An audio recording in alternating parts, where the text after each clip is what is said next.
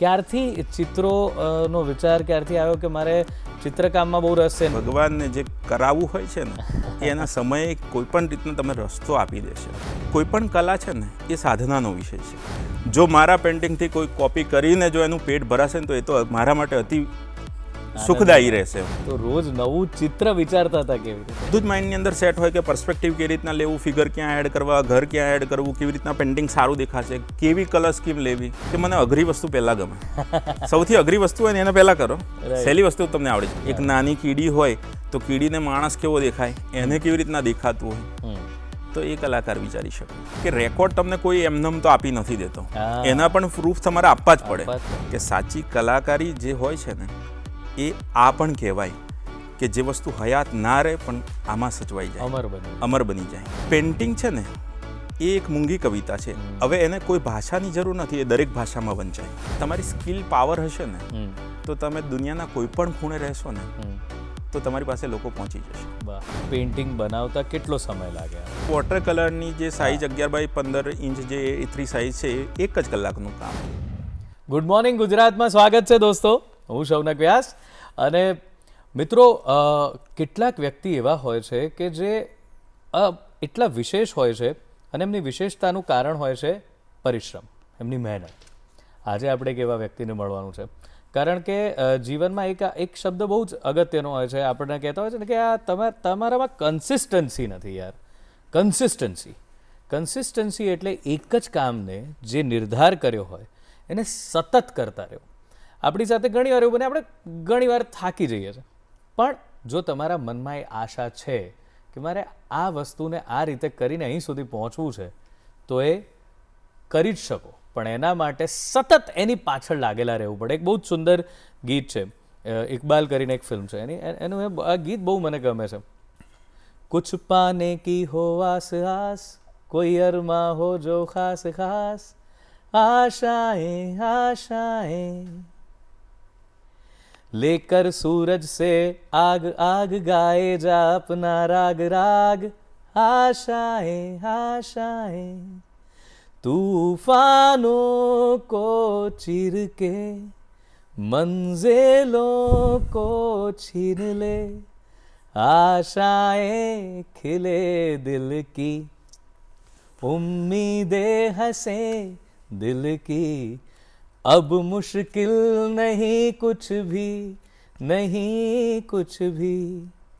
આપણને એવું લાગે કે કોઈ એક વ્યક્તિ, આપણે ઘણીવાર એવું જીવનમાં નિર્ધાર કરતા હોય છે કે મારે આ કામ છે ને, હવે મારે સામાન્ય વાત કરીએ કે મારે 1 મહિનો હવે કસરત કરવી છે, જીમમાં જવું છે, 2-4 દિવસ બંધ. આપણું ગમતું કામ હોય ને એમ કહીએ કે ના મારે હવે રોજ ગાવાનો રિયાઝ કરવો છે, થોડા દિવસ કરીને બંધ. પણ આજના જે મહેમાન છે ને એમણે જે કામ કર્યું એ તો અદ્ભુત જ છે, પણ એ અદ્ભુત કામને એ સતત કરતા રહ્યા, એટલો બધો સમય કરતા રહ્યા કે આખા વિશ્વએ એની નોંધ લીધી અને એમના નામે રેકોર્ડ છપાયા. જી હા, એક બહુ જ સરસ લાઈન એમના વિશે વાંચીને લખી છે, એ હું વાંચું છું કે લાખ ઝંઝાવાતમાં પણ છે જીવવાની મજા, જો ભવ્ય હોય અરમાન તો તકલીફ જેવું કંઈ નથી. હવે આ વાત ખરેખર એમની જે આ જર્ની છે એને બહુ જ લાગુ પડે એવી છે. મહીસાગર જિલ્લાના છે અને છાયણ ગામ છે, તેના વતની છે. બહુ જ અદ્ભુત પેઇન્ટર છે, પણ એ પેઇન્ટર હોવાની સાથે સાથે એમના નામે એટલા બધા રેકોર્ડ્સ છે.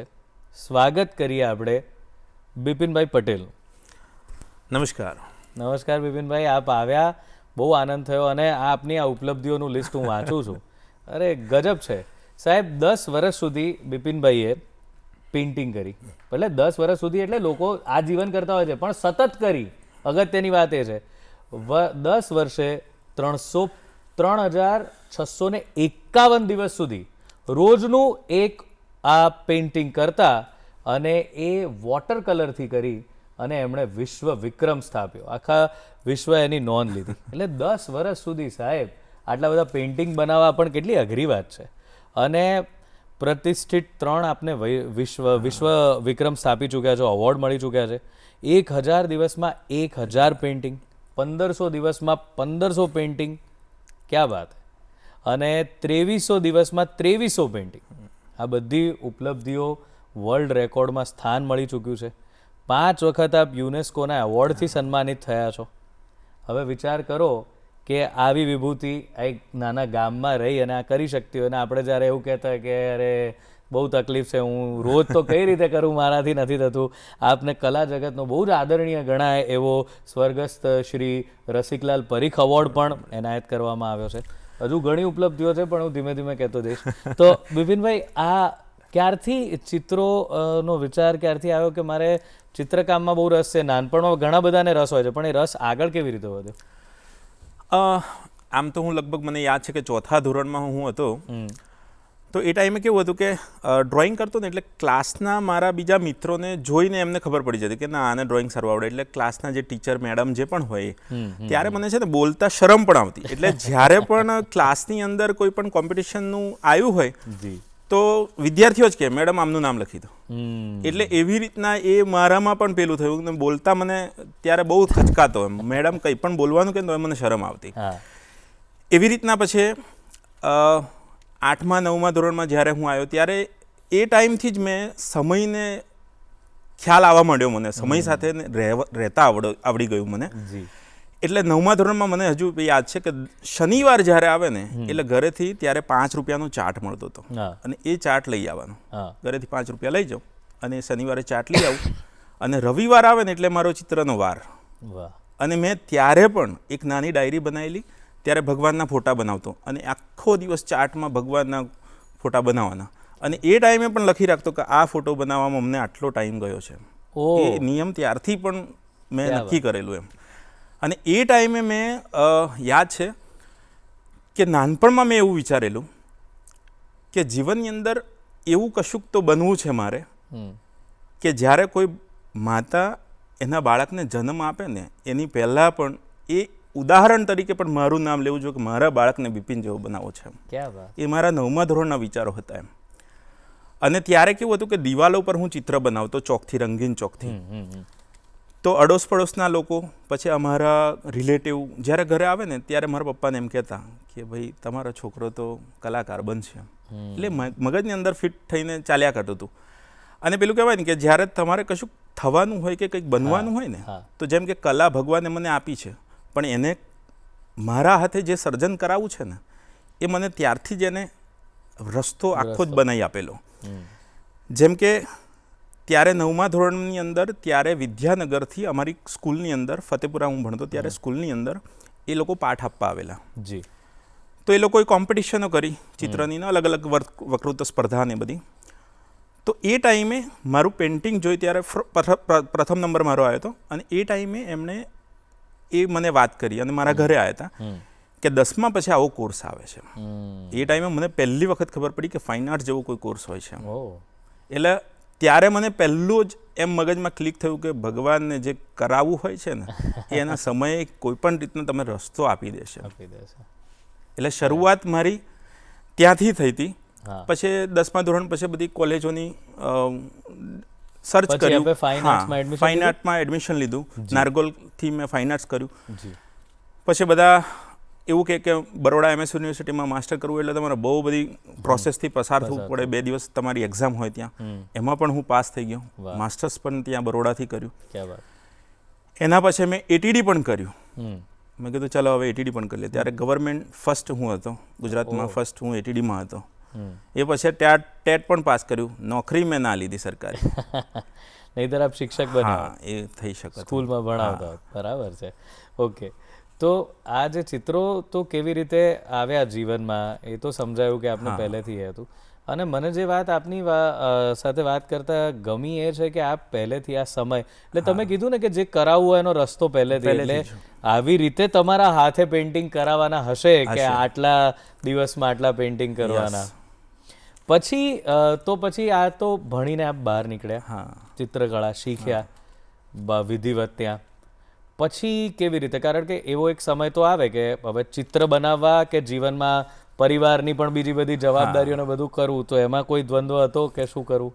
હા, ચોક્કસપણે કે કોલેજ ટાઈમમાં જ્યારે હું હવે વાત કરું કે કોલેજ ટાઈમની અંદર હું 4થા વર્ષની અંદર હતો ત્યારે કલા પ્રતિષ્ઠાન તરીકે એક સંસ્થા છે સુરતની અંદર, જે હવે હું મારી પણ કહી શકું. તો પહેલી વહેલી શિબિરની અંદર અમારે કોલેજમાંથી 4 વિદ્યાર્થીને એક સર એમ કરીને 5 જણને જવાનું હતું. હવે એમાં 3 વિદ્યાર્થી તો સિલેક્ટ થઈ ગયા, હવે રહ્યો એક. હવે મારી જવાની ઈચ્છા બહુ, એટલે જે મારો સારો મિત્ર કામ કરતો હતો એને મેં કહ્યું તું સાહેબને વાત કર ને કે મારે બી આવું છે એમ. તો સાહેબે પહેલો સવાલ એ પૂછ્યો કે બિપિન એને આવડશે એમ, બિપિનને આવડશે એમ. મેં કીધું હું ટ્રાય કરીશ. અને એ ટાઈમે પહેલી જ શિબિરમાં એટલે એમ કહેવાય પહેલાં બોલે 6 મારી પહેલો નંબર જ સ્ટુડન્ટ તરીકે મારો આવ્યો. ક્યાં વાત. એટલે ધીરે ધીરે એ થોડું પ્રેક્ટિસ થઈ. પછી એ કલા પ્રતિષ્ઠાની અંદર જોડાતા ઘણા વર્ષો ગયા અને 17 મે 2016થી એટલે ત્યાં અમે જ્યારે વર્કશોપની અંદર જતા હોઈએ ને ત્યારે કેવું હોય કે રોજ સાંજે ડિસ્પ્લે થાય. હવે ડિસ્પ્લે થાય ને એટલે અલગ અલગ સ્ટેટથી બધા આર્ટિસ્ટ લોકો આવ્યા હોય. એટલે સ્વાભાવિક છે કે જેનું સારું કામ હોય એટલે કોઈ એમ કે ભાઈ આ કોણે બનાવ્યું. હવે એમાં મારો વારો ના આવે કે મને કોઈ મારા પેઇન્ટિંગને જોઈને કોઈ કહે જ ના કે આ કોણે બનાવ્યું. એટલે આરું દુઃખ મને બહુ થાય. હવે એ દુઃખનું મેં પરિવર્તન એવી રીતના લાવ્યો કે હવે હું રોજ કરીશ. એટલે રોજ કરવાનો નિયમ મેં એવો નહોતો બનાવ્યો, ખાલી એમ હતું કે ભાઈ 1 મહિનો 2 મહિના જેવું હું પ્રેક્ટિસ કરીશ કે જે આવનારા સમયમાં જ્યારે જવાનું થશે ત્યારે કોક તો પૂછશે એમ. પણ એ સંકલ્પની સાથે મને એવું લાગે કે ભગવાન ભેળા ભળી ગયા અને જે અવિરતપણે આજે 10 વર્ષ પૂરા થયા. પણ એ જ મારે જાણવું હતું કે આપે 10 વર્ષની આજે જર્ની છે, આમ આપે કીધું કે હું રોજ પ્રેક્ટિસ કરીશ એટલે જ્યાં સુધી સારું. તો એવું ના થયું કે જ્યારે ઓફકોર્સ પછી તો તમારા ચિત્રોને બહુ જ સરસ વખાણ મળવા માંડ્યા હોય કે લોકો વખાણવા લાગ્યા હોય, તો પછી એમ ના થયું કે હવે બંધ કરી દઉં કે હવે તો બરાબર છે? હવે ના, આમાં કેવું છે કે કોઈ પણ કલા છે ને એ સાધનાનો વિષય છે. એટલે હજુ તો મને એમ લાગે છે કે હજુ કશું આવડતું જ નથી. એ ભલે આમ વર્ષોની એક સંખ્યા થાય છે, કદાચ ચિત્રોની સંખ્યા થાય, પણ જે આમ શીખવા માટેની જે હજુ આવડત રોજ કરવું એટલે એ મને રોજ શીખવાડે છે કે રોજ કંઈક નવું આપે. બાકી તો મને ઘણા લોકો એમ કહે છે કે આ તમે રોજ બનાવીને ફેસબુક પર ઇન્સ્ટાગ્રામ પર શેર કરો છો, કોઈક તમારા પેઇન્ટિંગને કોપી કરી લેશે તો શું થશે એમ કે તમે એનો ટેગમાર્ક લખો. ઘણા આવી મને સલાહ પણ આપે. ત્યારે હું એમને એમ કહું છું કે ભગવાને મને આપવા માટે હજુ કોઈ કસર બાકી નથી રહેવા દીધી. જો મારા પેઇન્ટિંગથી કોઈ કોપી કરીને જો એનું પેટ ભરાશે ને તો એ તો મારા માટે અતિ સુખદાયી રહેશે, એમ આનંદદાયી છે. હવે આ જે આ 3500 પેઇન્ટિંગ આપે કર્યા, બધા એકબીજાથી અલગ છે?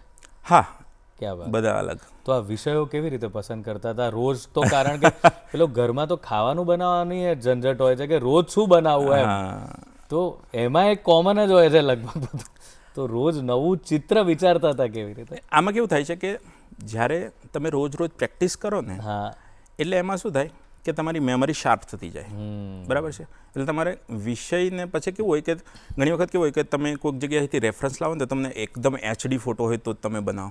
પણ જ્યારે તમે રોજ રિયાઝ કરો છો ને ત્યારે તમારે એકદમ પેઇન્ટિંગનો ફોટો ઝાંખો પણ હશે ને. હવે મને એટલી બધી રેફરન્સની જરૂર નથી પડતી. રાઈટ. હવે બધું જ માઇન્ડની અંદર સેટ હોય કે પર્સપેક્ટિવ કેવી રીતના લેવું, ફિગર ક્યાં એડ કરવા, ઘર ક્યાં એડ કરવું, કેવી રીતના પેઇન્ટિંગ સારું દેખાશે, કેવી કલર સ્કીમ લેવી, એ બધું જ માઇન્ડની અંદર ફરતું જ હોય. એટલે એક જ ફોટોગ્રાફથી હું તમને 4-5 પેઇન્ટિંગ બનાવું તો એ તમને એમ ખબર ના પડે કે આ જ ઇન્સ્પિરેશન અહીંથી છે, આ જગ્યાએથી છે. ક્યાં વાત છે. તો આ વોટર કલર પેઇન્ટિંગ કહેવાય જે આપે. તો આમ તો પેઇન્ટિંગમાં પણ ઘણા બધા પ્રકાર હોય છે, તો આપે વોટર કલર પેઇન્ટિંગ કરવાનું પસંદ કર્યું, તો એનું કોઈ ખાસ કારણ? એનું ખાસ કારણ મારે પહેલેથી એવું હતું કે મને અઘરી વસ્તુ પહેલાં ગમે. સૌથી અઘરી વસ્તુ હોય ને એને પહેલાં કરો, સહેલી વસ્તુ તમને આવડી જશે. એટલે આ અમારા જે કલરના મીડિયમ છે ને એની અંદર વોટર કલર જે છે ને એ અઘરો વિષય. એ એટલા માટે અઘરો કારણ કે એનામાં વ્હાઇટને પહેલેથી લાસ્ટ સુધી છોડવાનું, એટલે એ અઘરું. અને વોટર કલર તમને સારું કરવા માટે ચાન્સ ના આપે. એકવાર બગડ્યું તો જ્યારે એક્રેલિક હોય ને તમે એને 10 વખત કરો ને તો એ લેયર પર લેયર ચડી શકે. જ્યારે વોટર કલરમાં લેયર પર લેયર કરો ને તમે એટલે નીચેનો કલર મિક્સ થાય. એટલે ઓછામાં ઓછું તમે 2 કે 3 લેયરની અંદર વોટર કલર પૂરું કરો ને તો તમને મજા આવે, તો એની ફ્રેશનેસ દેખાય.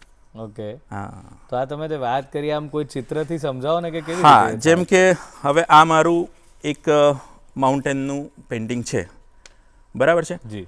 તો આની અંદર કેવું છે કે આ જે પહાડની જે વ્હાઇટ લાઇટ જે છે ને એ ઓલરેડી પેપરને જ છોડેલી છે. એટલે બ્રશને તમારે એવી રીતના ફેરવવાની કે ક્યાંય એના ઉપર ચડી ના જાય કલર, ઓહ. અને એની જે મેથડ, એની જે પર્સપેક્ટિવ છે એ જ પર્સપેક્ટિવમાં બ્રશ ફરવું જોઈએ. પણ આ તો કેટલું અઘરું, કારણ કે આ તો હા, કારણ કે આ તો પેપર જ છે અને એની ઉપર વચ્ચે પાછા તમે પેલા ઝાડને આ તે દેખાય છે બનાવ્યું છે, તો એ તો તમારે, એટલે તમારી કલ્પના શક્તિ કેટલી પ્રોપર અને સ્ટ્રોંગ હોવી જોઈએ કે તમને આ બધી વસ્તુ પહેલા જ દેખાઈ જાય. યસ. વાહ. અને આમાં બીજું કેવું હોય છે કે ડ્રોઈંગની અંદર જેમ કે કોઈક પક્ષી ઉપરથી ઉડતું હોય, બરાબર છે, તો એને કેવી રીતના દેખાય એ કલાકાર વિચારે, એને દોરવું કેવી રીતના એ પર્સપેક્ટિવથી સમજાય કે એક પક્ષી કેવી રીતના જોવે છે ને એને એનાલાઇસિસ, એને વિચારે કેવી રીતના એ આપણે ડ્રો કરવાનું હોય. એ કલાકાર એ દ્રષ્ટિથી પણ જોઈ શકે. એક નાની કીડી હોય તો કીડીને માણસ કેવો દેખાય એને કેવી રીતના દેખાતું હોય, તો એ કલાકાર વિચારી શકે. ક્યાં વાત.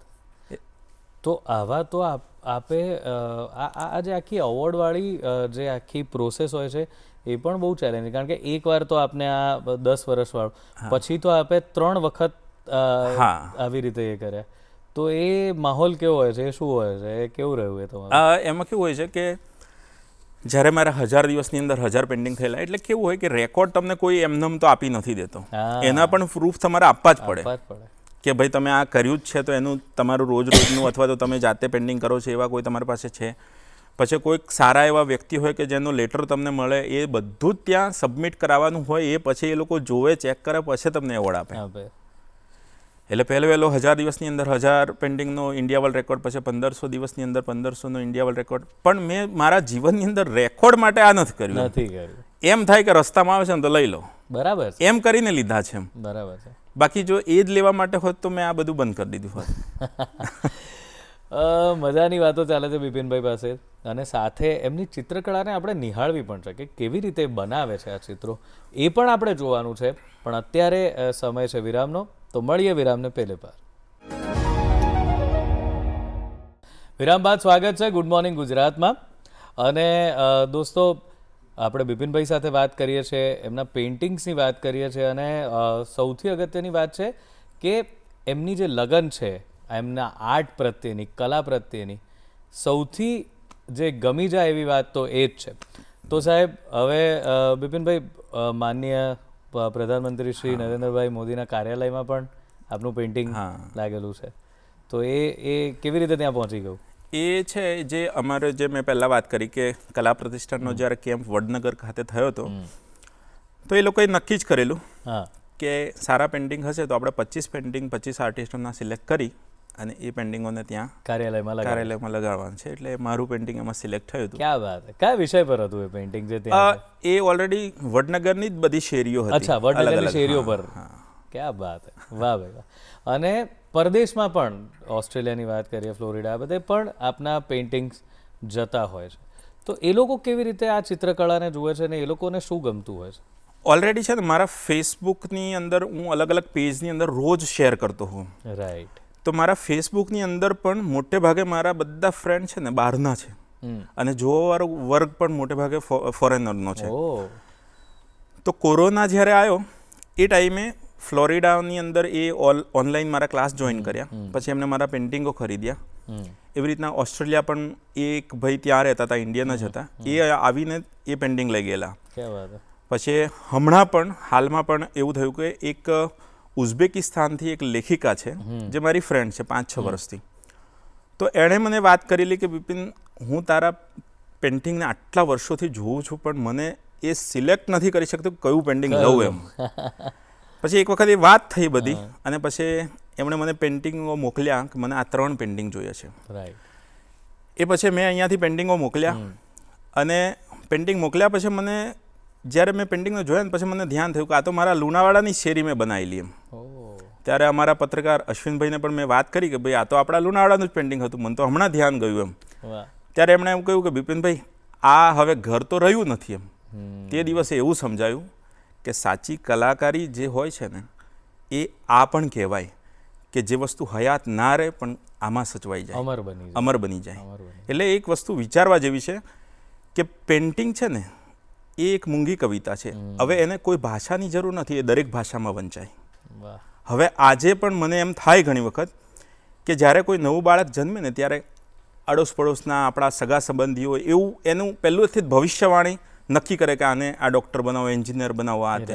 એવી રીતના મને ઘણી વખત એવું થાય છે કે ભગવાન જ્યારે અમારા જેવા ચિત્રકારોથી ચિત્ર સર્જન કરાવતા હોય ને ત્યારે એ એનું પણ એક નસીબ લઈને જન્મતું હોય એવું મને લાગે એમ કે આજે નહીં તો એ ત્યાંની ઉઝબેકિસ્તાનની ભાષામાં આજે એના ઘરે વાત કરે છે જે ભાષા મને નથી આવડતી. વાહ, ક્યાં વાત. તો આપની સાથે વાત કરતાં એવું જણાય છે કે આપ ચિત્રકાર તો છો જ, પણ સાથે સાથે કવિતામાં પણ રસ હોય એવું આપણે, કારણ કે જે આપના શબ્દો છે જે રીતે આપ એને મૂકો છો તો આપ લખો છો પણ ખરા. હા, કોઈક વખતે લખી કાઢું. તો ભાઈ કંઈક લખેલું આપનું કંઈક સંભળાવો. લખવાનું તો મને કેવું હોય કે કોઈક પીડા થતી હોય ને ત્યારે લખી કાઢું. વાહ. એટલે એ વખતે આ કવિતા મેં જ્યારે MS યુનિવર્સિટીમાં ભણતો ત્યારે લખેલી અને એને પૂરી કરતાં પાછા બીજા 2 વર્ષ થઈ ગયા. એટલે ત્યારે એવું લખેલું કે મારા જીવનની યાદો તાજી રહી ગઈ અને તસવીરો ઝાંખી થઈ ગઈ. શું શોધતો હું આ જીવનમાં ને ઉગતો સૂરજ ખુદ ભીતરમાં, નિહાળી રહ્યો તે હું મારા આ જીવનમાં અને વર્ષો વીતી ગયા બનાવેલી મારી તસવીરમાં. એટલે એક જન્મ મારો પૂરો થયો ને હું બીજા જન્મમાં પણ એ જ ચિત્રકાર છું ને હું આ જન્મમાં એ ચિત્રોને જોઈ રહ્યો છું. પણ હું લોકોને નથી સમજાવી શકતો કે હું એ જ ચિત્રકાર હતો એમ, કે નિહાળી રહ્યો તો હું અમારા જીવનમાં વર્ષો વીતી ગયા બનાવેલી મારી તસવીરમાં. હજુ તો બાકી છે ઘણા જન્મ લેવાના અને ખૂંટી મારી તસવીર લગાવવાના. અને પછી ભગવાન જવાબ આપે છે કે આ મરવાનું ને અવતરવાનું તો ઠીક છે બિપિન, એ છતાંય આમ ક્યાં મૂંઝાય છું તું, હજુ તો સ્વર્ગ પણ ચિતરવાનું બાકી છે. ક્યાં વાત. એટલે આવી કોઈક વખત કવિતાઓ લખતો રહું એમ. વાહ વાહ વાહ. તો એટલે એમાં પણ ચિત્રો તો છે જ. હા, કવિતામાં પણ ચિત્રો તો છે. ચિત્રો તો છે. તો બિપિનભાઈ, આ જે દરેક પ્રકારનું ચિત્ર આપ બનાવતો એવી રીતે જ બનાવો છો કે આપને મન થાય કે પછી કોઈ આપને વિષય પણ આપે કે મને આ વિષય પર ચિત્ર બનાવી આપો એવું? હવે ઘણી વખત એવું બને છે કે અલગ અલગ જગ્યાએથી, ઇન્ડિયાની અલગ અલગ જગ્યાએથી લોકોની ફરમાઈશો આવતી હોય કે ભાઈ આ પેઇન્ટિંગ તમે બનાવો, મારે જોવું છે કે તમે કેવી રીતના બનાવો છો એમ. એવું ઘણી વખત બનતું હોય છે એમ. રાઈટ. એટલે એ લોકો અલગ અલગ જગ્યાએ ફરવા જતા હોય તો મને ફોટોગ્રાફ મોકલી આપે એમ. અને તમે પછી ફોટોગ્રાફ પરથી બનાવો. હમણાં પણ એક ક્યાંની ચાઇના સાઈડ કોઈક છે છોકરી, તો એણે મને ત્યાંના ફોટોગ્રાફ પાડીને મોકલ્યા. મને કે એ આપ બનાવીએ, બનાવી દીધેલું એ. વાહ, ક્યાં વાત. આ ચિત્રકળાની મજા જ છે કે કોઈ લેંગ્વેજ બેરિયર આવતું જ નથી. તમે કંઈ પણ કરી શકો છો અને લોકોને તમારી વાત સમજાઈ જાય, બોલવાની જરૂર જ નથી. બિલકુલ. તો વ્યાવસાયિક રીતે આ ચિત્રકળા જે છે એ કેવા પ્રકારનું આપના માટે કેવી રીતે નીવડી છે આ વ્યવસાયિક રીતે, આપ પ્રોફેશનલી? વ્યવસાયિક હું એવું કહું કે તમારી સ્કિલ પાવર હશે ને તો તમે દુનિયાના કોઈ પણ ખૂણે રહેશો ને તો તમારી પાસે લોકો પહોંચી જશે. વાહ. એટલે મારું એવું દ્રઢપણે માનવું છે કે અમુક જણની કેવી આદત હોય, એટલે આદત એટલે હું એવું નથી કહેતો ખોટી આદત છે કે કામ લઈને બધાની જોડે જતા રહેવું કે ભાઈ મારું આવું કામ છે, કંઈક હોય તો મને કહેજો એમ. પણ એક ચિત્ર જો તમે સારું બનાવશો ને, કોઈક લઈ જશે ને તો એને 10 જણ જોનાર હશે ને એમાંથી 2 તો ચાહક એવા મળી જશે કે મારે પણ બનાવવું છે એમ. એટલે મારું એ બધું એમ જ ચાલ્યું છે કે એક જોયો બીજાએ ત્રીજાએ એમ. વચ્ચે એવું પણ કોરોનામાં થયું હતું મારે કે ઓનલાઈન મેં બધા પેઇન્ટિંગો મૂકેલા, એટલે રોજ મૂકું એવી રીતના જ. તો એમાં બેંગ્લોરથી મને ઓર્ડર આવ્યો. હવે ઓર્ડર આવ્યો, વાતચીત થઈ, જ્યારે મોકલવાનું થયું ત્યારે મેં એમને પૂછ્યું કે આપ શું છો એમ. તો એમણે મને કહ્યું કે હું એક્સિસ બેંકની હેડ છું એમ. એટલે આવું ઘણી વખત બનતું હોય એમ. ઓનલાઈન ક્લાસીસની અંદર મારી પાસે જ્યારે કોઈ પણ શીખતું હોય ત્યારે હું આમ પૂછું ના કે તમે શું કરો એમ. ઘણી વખત એવું બને છે કે 4-5 ક્લાસ થયા હોય ને પછી હું એમને પૂછું તમે કોણ છો, તો કે હું જજ છું. કોઈ એમ કે હું SP છું. આવું પણ થયેલું છે. પણ શોખ એમનો ચિત્રકળા. હા, ક્યાં વાત. તો આ જ ટીચિંગ વિશે જ પૂછવું છે કે આપ જ્યારે વિદ્યાર્થીઓને તો કેવા પ્રકારના, એટલે આપે કહ્યું એમ કે અમુક તો બહુ જ ઉંમરલાયક પણ હોય કે જેને એક કામ કર્યા પછી હવે સાઈડમાં કરવું છે, પણ અમુક એવા પણ હોય કે જેને આને જ જીવનમાં આગળ આને લઈને વધવું છે. અને ખાસ કરીને આજની જનરેશન, એમની સાથે કેવી રીતે ડીલ કરતા હો છો, કેવી મજા પડતી હોય છે? મારે કેવું હોય છે કે મોટે ભાગે 10મા પછીના મોટા થોડા ઉંમરવાળા હોય ને તો એ બધા છોકરાઓને હું શીખવાડતો હોઉં. એટલે એમાં કેવું હોય કે એ લોકોને કયા સબ્જેક્ટમાં રસ છે ને એ હું પહેલાં પકડું. એવું નહીં કે હું મારો કોર્સ એમને કહી દઉં કે તમારે આ છે તો આટલું જ શીખવાનું, એવું નહીં. પહેલાં હું એમને જાણું કે એમને રસ કયા સબ્જેક્ટની અંદર છે, તો એ સબ્જેક્ટને હું વધારે ભાર આપીને એમને એ શીખવાડું. પછી એની સાથે સાથે બધું પર્સપેક્ટિવ જોવાનું કેવી રીતના, દોરવાનું કેવી રીતના, સમજવાનું કેવી રીતના, એ બધું જ પહેલાં આવે બેઝિક. એના પછી એને કલર આ તે બધું છે. અને હવે મારા ઓનલાઈન ક્લાસીસ પણ હોય છે જે દેશ વિદેશથી પણ લોકો શીખે છે. ક્યાં વાત, વાહ. ઓકે, તો હવે આ જે આપ એક પેઇન્ટિંગ બનાવતા કેટલો સમય લાગે આપને? પેઇન્ટિંગનું કેવું હોય છે કે અલગ અલગ સબ્જેક્ટ ઉપર જતો રહે. જી. પણ મોટે ભાગે મારા વોટર કલરની જે સાઇઝ 11x15 ઇંચ જે A3 સાઇઝ છે એ 1 જ કલાકનું કામ હોય. એક જ કલાક. એક જ કલાક. એમાં અડધા પેઇન્ટિંગો મારા ઓનલાઈન જ થતા હોય, એટલે 1 કલાકનો જ ક્લાસ હોય, 1 કલાકમાં પૂરું પણ થઈ જાય. જી, એટલે આપ કરીને ઓનલાઈન આ બધાને વિડીયો બતાવો, મૂકો ઓનલાઈન જાય આપનો લાઈવમાં, અને સાથે સાથે લોકો પણ એને જોઈને શીખતા રહેતા હોય છે. ક્યાં વાત. ઓકે, તો બિપિનભાઈ, આ તો વોટર કલરના પેઇન્ટિંગ થયા, બીજા કયા કયા પેઇન્ટિંગ્સ આપ બનાવતા હો છો? હા, મને એક્રેલિક સબ્જેક્ટ મારો બહુ પ્રિય છે, જેવો વોટર કલર છે એવો. તો એક્રેલિકની અંદર પણ મને હેરિટેજ સાઇડવાળા પેઇન્ટિંગો વધારે ગમે છે. રાઈટ. અને પોર્ટ્રેટના ઓર્ડરો મારી પાસે મોટે ભાગે આવતા હોય. તો આમાં કોઈ હેરિટેજ સાઇટવાળું પેઇન્ટિંગ હોય તો બતાવો. હા, જેમ કે આ પેઇન્ટિંગ છે, તો આ કલેશ્વરીનું છે. વાહ. અમારા ત્યાંનું મહીસાગરનું જ છે. ક્યાં વાત. તો આમાં કેવું છે કે જેમ કે કલર સ્કીમ મેં મારી રીતના ચોઈસ કરી કે મને આ ગમે છે તો આ રીતના. વાહ. પણ વોટર કલર જ્યારે થતું હોય કે કોઈ પણ મીડિયમ થતું હોય, તો ત્યારે એનું લાઇટ, મીડિયમ અને ડાર્ક તમને પ્રોપરલી માઇન્ડની અંદર સેટ હોય, ખબર હોય, અભ્યાસ કર્યો હોય, એટલે તમે પછી કોઈ પણ કલરની અંદર તમે રમી શકો. જરૂરી નથી કે સ્કાય બ્લુ જ હોય તો તમે બ્લુ જ કરો, કલાકાર છો, તમે પીળું પણ કરી શકો ને લાલ પણ કરી શકો. એટલે ક્યાં વાત, બહુ જ સુંદર. અને આ પેઇન્ટિંગ જે હતું, આ લાઈવ પેઇન્ટિંગ બનાવેલું છે. અચ્છા. હા, આ ત્યાં બેસીને જ કરેલું છે. એવી રીતના આ બીજું પેઇન્ટિંગ છે, આ શામળાજીનું છે. હા. આ પણ ત્યાં અમારો જે કલા પ્રતિષ્ઠાનનો કેમ્પ હતો ત્યાં આ પેઇન્ટિંગ લાઈવ બનાવીને જ કરેલું છે. આનો પણ વિડીયોઝ ફેસબુકની અંદર છે, લાઈવ જે બનાવેલો એ. વાહ, જાણે આમ સાચે ઉભરીને બહાર આવશે એવું લાગે. અને આમાં મેઇન વસ્તુ શું છે કે આ કેરેક્ટર જ્યારે અંદર આવતા હોય ને ત્યારે એ તો ચાલતા રહેતા હોય. હવે આ જ્યારે બનાવવાનું થાય ત્યારે એનું પ્રપોર્શન કેટલું માપ હોય, કેટલું આગળ માણસ છે તો કેટલો મોટો થશે, પાછળ જાય છે કેટલો નાનો થશે, એ બધું પર્સપેક્ટિવ પણ તમને ખ્યાલ હોવો જોઈએ કે જેથી કરીને જોવાવાળાને મજા આવી જોઈએ. ના ના, ડિટેલિંગ ખૂબ સુંદર છે. મને પણ આદત છે આવી, પહેલું પગથિયું હોય ને ત્યાં પગે લાગવાનું. હા, એક માણસ પાછળ બેગ ભરાઈને પગે લાગે. એટલે એ કેવું છે કે ત્યાં એ પગે લાગતો ના હોય, પણ કલાકાર રીતે એ ભગવાનના નજીક હોય એટલે એને તો પગે લગાડે જ. બરાબર છે. વાહ, ક્યાં વાત હે સર, ક્યાં વાત હે. તો બિપિનભાઈ, હવે આપના આ જે મેં ખાસ એટલે જ પ્રશ્ન પૂછવો છે કે સોશિયલ મીડિયાથી લોકો સુધી પહોંચ્યા છો આપ, ફેસબુકથી ખાસ કરીને, તો કોઈ એવો સુખદ અનુભવ, કોઈ ચાહે કે બહુ જ સુંદર કંઈ કમેન્ટ કરી હોય કે કંઈક એવું વાત કે વર્તન થયું હોય કે જેના લીધે આપને બહુ જ આનંદ થાય કે વાહ, આ રીતે પહોંચ્યું, મને બહુ આનંદ થયો. જેમ કે હમણાં આપે ઉઝબેકિસ્તાનની વાત કરી, પણ એવું કંઈક કે જે આપે કલ્પ્યું જ ના હોય ને આપની સાથે થયું હોય? વાત એમાં હું થોડીક જુદી કરીશ કે ઘણી વખત કેવું હોય કે કોઈકને એમાં હોય કે આ રોજ બનાવીને શું કરે એમ. તો એવી રીતના અમુક બનાવો એવા બનેલા, ત્યારે મેં એવું કહેલું કે તમે જોજો 5 વર્ષ રહીને ઘરે લાલ બત્તીવાળી ગાડીઓ ના આવે તો મને કહેજો એમ. અને એ સમય આવ્યો.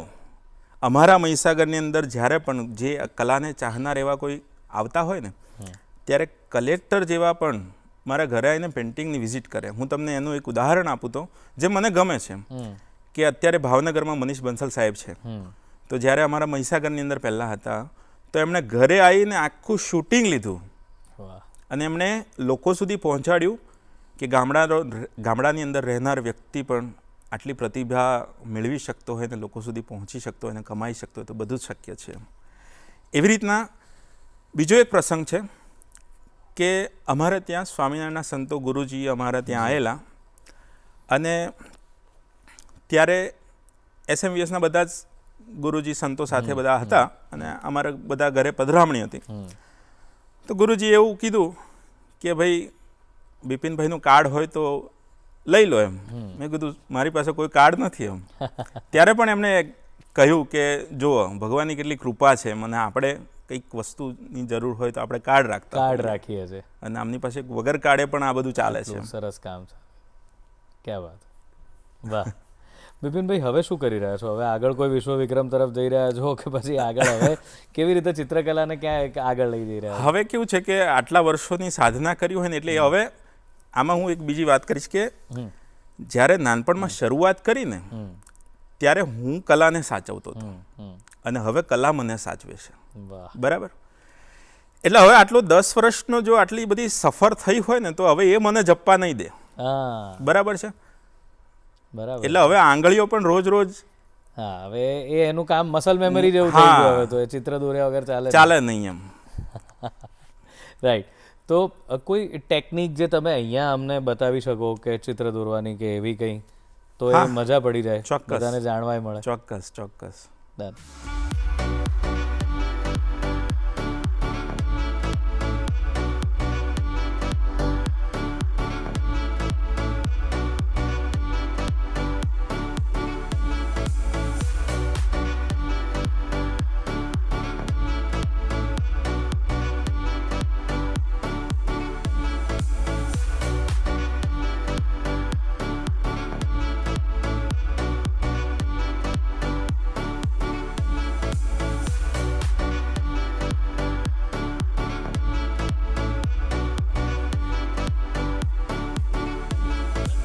Good morning Gujarat.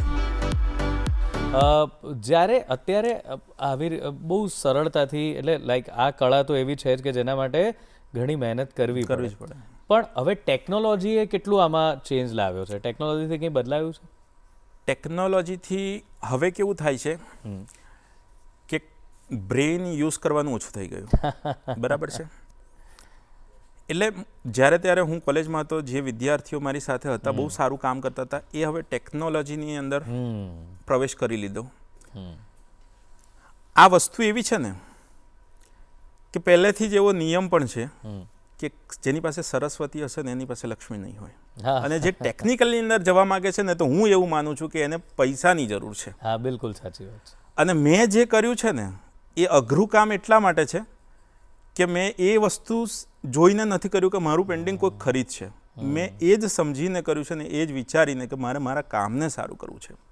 રાઈટ. કારણ કે કળા કેવી છે કે મારા ગયા પછી પણ એ જીવતી રહેશે. બિલકુલ. એ લોકોને યાદ કરાવશે. બિલકુલ. એટલે એ છેલ્લું સ્ટેપ મેં ભરી લીધેલું છે.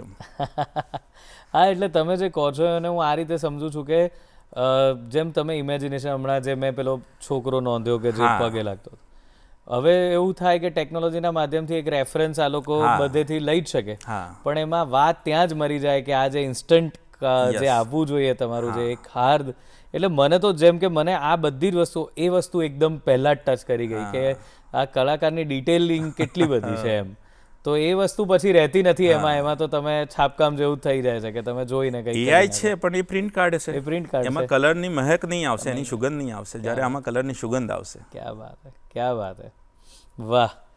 તો બહુ જ આનંદ થયો આપની સાથે આ બધી વાતો કરીને, અને આપની આ ચિત્રકળાની જે યાત્રા છે બહુ અદ્ભુત છે અને બહુ સુંદર કામ કરી રહ્યા છો આપ, અને ઘણા બધા માટે ઇન્સ્પિરેશન બની રહ્યા છો કે મહેનતથી, સમજણથી કેવી રીતે કામ થાય. તો અત્યારે તો સમયની મર્યાદા છે એટલે અત્યારે અટકીએ છે, પણ જતાં પહેલાં આપ કંઈક કહેવા માગતા હો, આપે કંઈક લખેલું હોય અથવા તો આપ કંઈ પણ કહેવા માગતા હો દર્શક મિત્રોને? જતાં પહેલાં હું એટલું જ કહીશ કે જે પણ કોઈ પણ ક્ષેત્રની અંદર હોય તો ક્યારે છે ને જીવનની અંદર એવું ના થવું જોઈએ કે 20 વર્ષ જઈને પછી તમને એમ થાય કે હું આ કરતો હતો અને મેં કર્યું હોત ને તો હું આજે ક્યાંય હોત. તો એ અફસોસથી પોતાને વાળી લેવાની જે આવડત છે ને એ ના આવે, એના માટે કામ તો રોજ કરો તો એ અતિ ઉત્તમ છે. આજે નહીં તો કાલે તમને ફળ મળશે, કારણ કે સફળતા સંઘર્ષ માંગે અને સફળતાનો કોઈ શોર્ટકટ નથી. આકરી મહેનત સિવાય એનો કોઈ વિકલ્પ નથી. આળસને માત્ર આજ આપશો તો તમારી આવતીકાલ પણ લઈ લેશે. એટલે પેલું કહેવાય છે ને કે ઝપટના પલટના પલટ કર ઝપટના, લહુ ગરમ રખને કા હૈ એક બહાના, પરિંદો કી દુનિયા કા દરવેશ હું મેં કે શાહીન બનાતા નહીં આશિયાના. ક્યાં વાત હે. વાહ, થેન્ક યુ વેરી મચ. બહુ મજા પડી અને આઈ વિશ કે અમે તમારા આ શબ્દોના માધ્યમથી પણ તમારા સુધી પહોંચતા રહીએ, જોડાયેલા રહીએ. Thank you so much. Thank you sir. તો બિપિનભાઈ, બહુ જ અદ્ભુત વાત કરી એમણે, અને જે સૌથી અગત્યની વાત એ જ છે કે સફળતાનો કોઈ શોર્ટકટ નથી અને સંઘર્ષ વિના સફળતા હોતી નથી. તો આપણે બધા પણ આપણા હિસ્સાનો સંઘર્ષ કરવાનો જ છે, આપણે એને કરવો જ પડશે. એનો કોઈ શોર્ટકટ નથી. પણ એના પછી જે વાત આવે છે એ આ સિદ્ધિની વાત છે.